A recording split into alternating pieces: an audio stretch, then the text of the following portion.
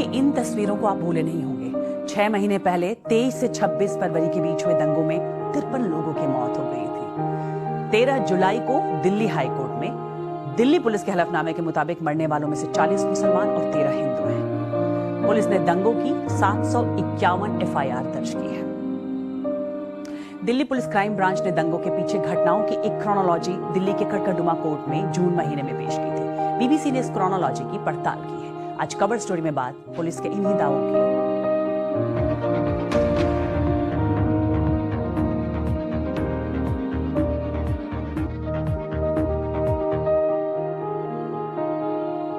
और दिल्ली पुलिस की ये क्रोनोलॉजी क्या कहती है, इस पर रिपोर्ट दिखाने से पहले आपको उन अहम लोगों के बारे में बता दें जिन पर पुलिस ने दंगों के मामले में अनलॉफुल एक्टिविटी प्रिवेंशन एक्ट यानी यूएपीए लगाया है।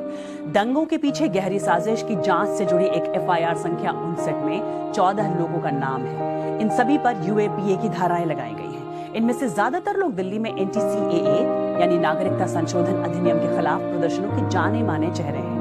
यूएपीए मोटे तौर पर आतंकवाद के मामलों में लगाई जाती है। इस लिस्ट में शामिल खास नाम हैं ताहिर हुसैन, पूर्व आप पार्षद, यूनाइटेड अगेंस्ट हेट संस्था के खालिद सैफी,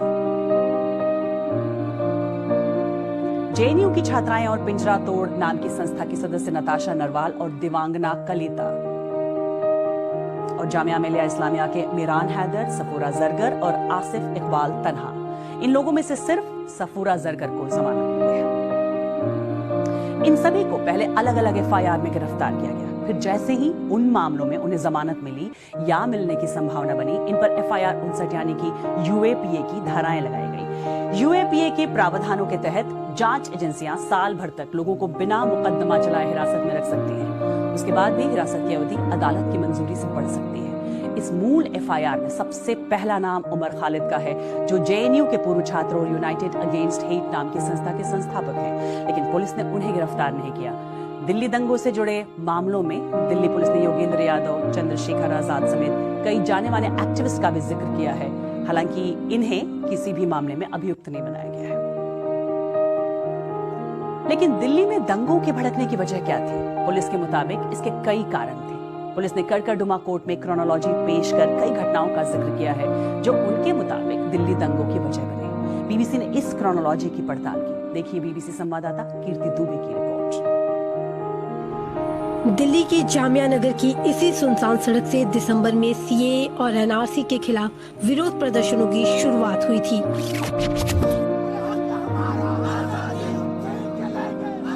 दिल्ली दंगों से जुड़े अंकित शर्मा मर्डर केस में दिल्ली पुलिस ने चार्जशीट के साथ घटनाओं की एक क्रोनोलॉजी पेश की है, जिसमें सीएए और एनआरसी से जुड़े प्रदर्शनों को दिल्ली में दंगों के पीछे मुख्य वजह बताया गया है।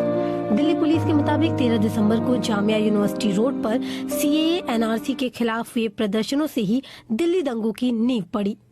इसके अलावा दिल्ली पुलिस का कहना है कि 101 दिन तक शाहीन बाग में चले प्रदर्शन भी दिल्ली दंगों के लिए जिम्मेदार है, क्योंकि इसी प्रदर्शन की तर्ज पर दिल्ली के 21 जगहों पर प्रदर्शन किए गए।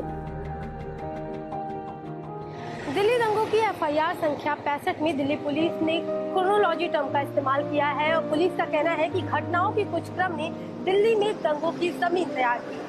इसी क्रोनोलॉजी में 15 दिसंबर का भी जिक्र है, जहां इस सड़क पर दिल्ली पुलिस और प्रदर्शनकारियों के बीच हिंसक झड़प का जिक्र किया गया है। लेकिन 15 दिसंबर को ही जामिया यूनिवर्सिटी की जाकिर हुसैन लाइब्रेरी में पुलिस ने जिस तरह छात्रों पर बल प्रयोग किया, उसका जिक्र इस चार्जशीट में या इस क्रोनोलॉजी में कहीं नहीं मिलता। हालांकि पुलिस का कहना है कि ये बल प्रयोग उपद्रवियों पर किया गया था। पहले हमारे देश के लिए है, फिर हमारे संविधान के लिए है। पुलिस की इस क्रोनोलॉजी में कुछ और विरोधाभासी बातें भी हैं। 16 दिसंबर 2019 को सामाजिक कार्यकर्ता हर्ष मंदर ने जामिया के गेट नंबर 7 पर ये भाषण दिया था। उनके नफरत का जवाब हमारे पास एक ही है और वो है मोहब्बत। वो हिंसा करेंगे, वो हिंसा के लिए हमें भड़काएंगे, हम हिंसा कभी ना करें। भाषण के एक छोटे हिस्से का जिक्र कर पुलिस ने इसे भड़काऊ बताया है।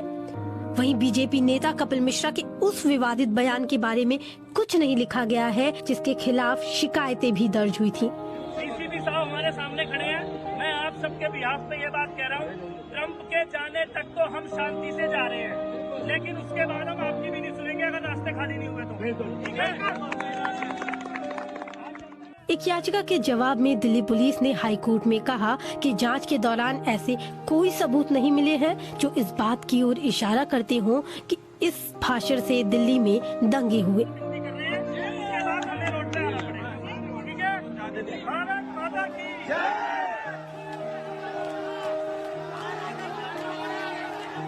23 फरवरी को जिस जगह पर ये भाषण दिया गया था, वहाँ से थोड़ी ही दूर पर उसी शाम को जाफराबाद मौजपुर सीमा पर हिंसा हुई। ये हिंसा पुलिस की क्रोनोलॉजी में दर्ज है, लेकिन इससे ठीक पहले दिए गए कपिल मिश्रा के भाषण का जिक्र तक नहीं किया गया है। नमस्ते, नमस्ते। दिल्ली पुलिस अमेरिकी राष्ट्रपति ट्रंप के भारत दौरे को भी दिल्ली दंगों से जोड़कर देख रही है। ट्रंप फरवरी के आखिरी सप्ताह में भारत आए थे। पुलिस के मुताबिक दंगे अंतर्राष्ट्रीय स्तर पर देश की छवि को खराब करने की एक सोची समझी साजिश के तहत किए गए थे। क्रोनोलॉजी में पुलिस कहती है कि मुस्लिम समुदाय के एक समूह को पता था कि ट्रंप की यात्रा के दौरान पूरा सिस्टम तैयारियों में व्यस्त होगा, इसलिए दंगों के वक्त को देखकर ये साफ पता चलता है कि इसके लिए बड़ा षड्यंत्र रचा गया था। उमर खालिद, ताहिर हुसैन, खालिद सैफी ने 8 जनवरी को ही ये तय कर लिया था कि ट्रंप के भारत दौरे के दौरान दंगे भड़काए जाएंगे और बड़ा धमाका किया जाएगा। 8 जनवरी को दिल्ली पुलिस के मुताबिक ताहिर हुसैन, उमर खालिद और खालिद सैफी ने मिलकर दिल्ली दंगों की प्लानिंग की। लेकिन इसमें सबसे अहम बात यह है कि 14 जनवरी को पहली मीडिया रिपोर्ट द हिंदू के सामने आई, जिसमें इस दौरे का जिक्र किया गया। अब 11 फरवरी को पहली बार भारत सरकार और व्हाइट हाउस ने इस दौरे को लेकर आधिकारिक बयान जारी किया। ऐसे में पहली मीडिया रिपोर्ट आने के भी 6 दिन पहले इस दंगों की प्लानिंग कैसे की गई? दिल्ली पुलिस की स्पेशल सेल दिल्ली दंगों के पीछे साजिश से जुड़े एक केस की जांच कर रही है। इस केस यानी FIR 59 की चार्जशीट 14 अगस्त को कोर्ट में दायर की जा सकती है। कीर्ति दुबे, BBC, दिल्ली। BBC ने दिल्ली पुलिस के दावों को लेकर उन्हें सवालों की एक लिस्ट भेजी है, जिनका अब तक जवाब नहीं मिला है। दिल्ली दंगों को 6 महीने हो गए हैं, लेकिन इससे बदहाल लोगों और परिवारों का कहना है कि उन्हें अब तक मुआवजे के नाम पर केवल आश्वासन मिला है। दंगों के बाद से इन लोगों की जिंदगी पूरी तरह बदल चुकी है। BBC संवाददाता पीयूष नागपाल एक बार फिर उन परिवारों से मिले और उनसे बात की। ये मेरी दुकान पे हमला कर रहे हैं। ये लोग यहाँ पे जाल उठाएंगे। ये सफेद सटन इसमें जाल से मेरी दुकान जमा रही है। ये अब मेरा रेस्टोरेंट आ गया। ये मेरी दुकान चलती है। इसमें सीधा ये कहते हैं कि संजाल तो ख़त्म। दंगा तो सर सबसे पहले मेरी जो चिकन रेस्टोरेंट थी, तो वहाँ पर करीब 200-250 लोग आए, जिन्होंने मेरी दुकान में पथराव स्टार्ट कर दिया और मेरे सामने ही मेरे गले को लूटा गया और जो सामान थे महंगे महंगे वो लूट पाट करके उसको आग लगा दी गई। दिल्ली में इस साल की शुरुआत में हुए सांप्रदायिक दंगों को 6 महीने बीत चुके हैं, जिसमें कई लोगों का सब कुछ जलकर खाक हो गया। इनका कहना है कि इन्हें अब तक सरकार से मुआवजा नहीं मिला है। फाइल किया था, लेकिन अभी तक कुछ मुआवजा नहीं मिला। ना मेरे को दुकान की मिली अभी तक और ना ही घर का मिला मुझे। दुकान पे आपका कितना रुपए का नुकसान हुआ? दुकान का कम से कम सर मेरा 35 लाख रुपए का नुकसान है। बस गवर्नमेंट से गुहार है कि जल्दी से जल्दी हमें मुआवजा मिल जाए। और मेन मसला क्या है कि जिन लोगों ने हमारे साथ ऐसा करा उसके साथ सख्त कार्रवाई की जाए। उत्तर पूर्वी दिल्ली में ये एक BSF जवान का घर है। BBC ने मार्च में इनकी कहानी दिखाई थी। इनका कहना है कि इन्हें अब तक सरकार से मुआवजा नहीं मिला।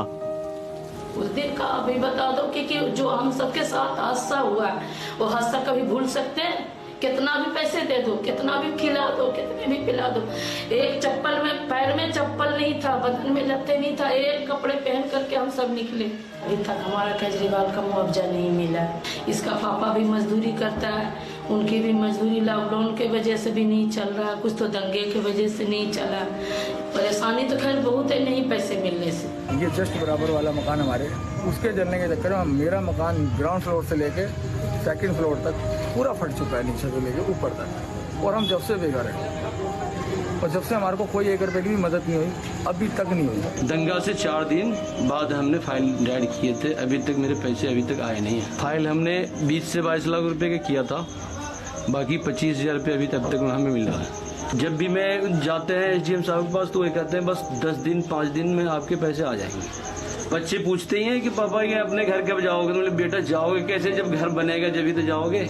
समझ से मेरी बाहर है सर। ये मेरे यहाँ लकड़ी का काम था, शीशम के दरवाजे चौखट, सागवान के दरवाजे चौखट वगैरह बनते थे। स्टॉक में माल भी रखता था यहाँ सारा, नहीं पूरा लकड़ी सुखा कर जब भी काम होता है। और मशीनें आप देख ही रहे हैं, मशीनें लगी हुई हैं यहाँ। इतना नुकसान हुआ यहाँ का, मैं तो कहीं का भी नहीं रहा, इतना बर्बाद हो गया जब से। बस किस तरीके से अपना गुजारा हो रहा है, कुछ भी इतनी दिक्कत हो रही है कि ना तो घर है रहने के लिए ना कुछ है। ऊपर रिहाइश थी, उसके ऊपर 2 मंजिल में मेरा कपड़े का काम था जो गिर चुका है आज की डेट में। वो वहाँ सिवा मलबे के अलावा कुछ भी नहीं है, ऊपर छत पे पड़ा हुआ है, ऊपर 3री फ्लोर पे। टोटल नुकसान यानी तकरीबन 90 लाख रुपए का नुकसान हुआ मेरा।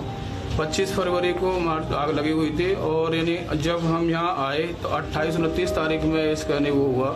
और कुछ गवर्नमेंट से पैसे मिले, वो भी इतने ना के बराबर मिले हैं कि जो हम क्या करें, उससे उठा कर लड़की की शादी कर दी। कुछ परिवारों ने बताया कि उन्हें थोड़ा मुआवजा मिला है, लेकिन जितना नुकसान हुआ उसके मुकाबले वो कुछ नहीं है। हाँ जी 5 लाख मिला। 5 लाख में क्या होता था, इतना बड़ा मेडिकल स्टोर था हमारा, मतलब ये गाड़ी भी जल गई है, दूसरी दुकान भी जल गई है बराबर की। पूरा मकान हमारा कच्चा हो गया, मतलब कि लेंटर में इतनी आग तपी है, मतलब कि लेंटर पे पूरा ही मकान कच्चा हो गया है। अधिकारियों ने भरोसा दिलाया है कि जल्द ही सभी को पूरा मुआवजा मिलेगा। उनके मुताबिक कोरोना वायरस और लॉकडाउन की वजह से इसमें देरी हुई। जिसमें अभी दहेज का सामान कुछ भी नहीं बचा।